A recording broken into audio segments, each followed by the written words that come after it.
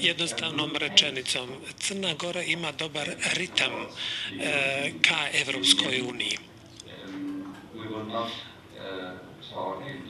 Nećemo govoriti sada o detaljima vezano za broj poglavlja koje su otvorena ili zatvorena, ali ako pogledate šta je urađeno posljednjih godina, to je jako puno, ali istovremeno ima još puno toga što treba uraditi. Kad dođete do ovih magičnih brojeva 23, 24, ta poglavlja, tačno je da je Crna Gora kandidat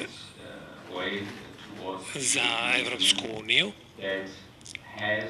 i to je kandidat koji mora da se zajedno s nama, sa Evropskom unijom, sa pregovoračima, bavi prije svega vladavinom prava.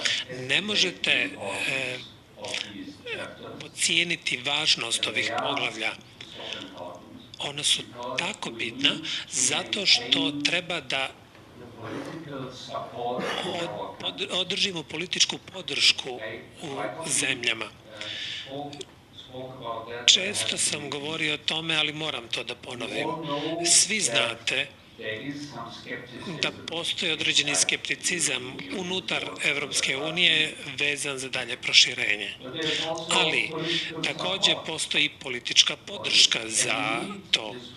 I nama je potrebna ta politička podrška kako bi ostali među stanovništvom, među ljudima koji donose političke odluke, vlade i parlamentarci. I mi ćemo moći samo da zadržimo ili da povećamo ovu političku podršku samo ako kažemo javnosti u Evropskoj uniji i parlamentarcima da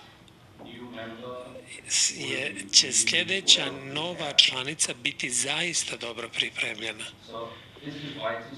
Zato je jako bitno to i pitanje o tome da li je nova zemlja pripremljena često se tiče ili je povezana s pitanjima vladavine prava, nezavisnosti pravosuđa, rada tužilaštva.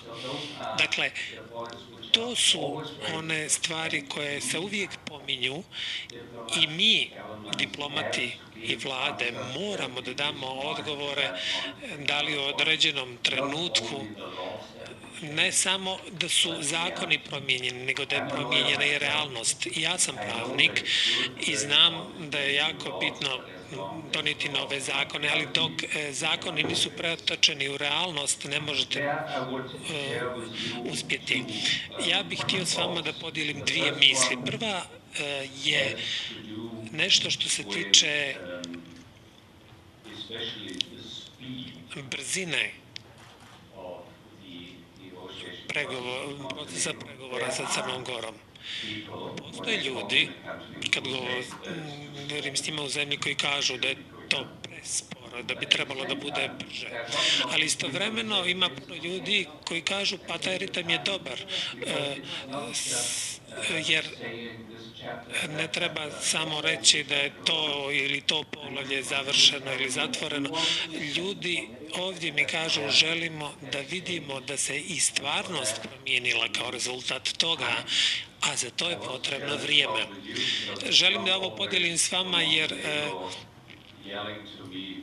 nemamo uvijek situaciju da mi ljudi Crnoj Gori ili da mi kažemo Crnoj Gori budite brži, nego je